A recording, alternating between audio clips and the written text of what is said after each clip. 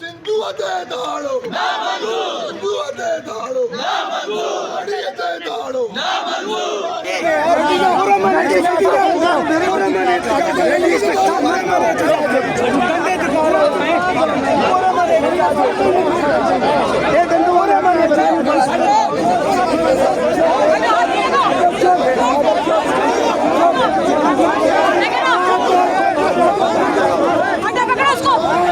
All Pakistan वकला action committee के ज़ेर एहतमाम वकला का शदीद एहतजाज जारी। वकला ने शदीद नारेबाजी और हुकूमत मुखालिफ नारे लगाए।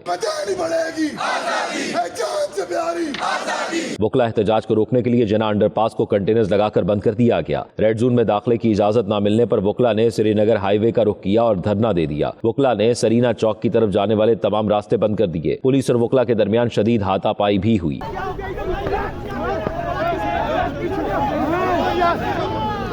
अली अहमद कुर्द और मुनीर मलिक ने कहा कि हम चाहते हैं कि जुडिशल कमीशन के आज होने वाले इजलास को मुअत्तल किया जाए। हम वकला के साथ हैं और साथ रहेंगे। सरीना चौक के बाद वकला ने डी चौक का रुख किया और ट्रैफिक के लिए मुकम्मल बंद कर दिया।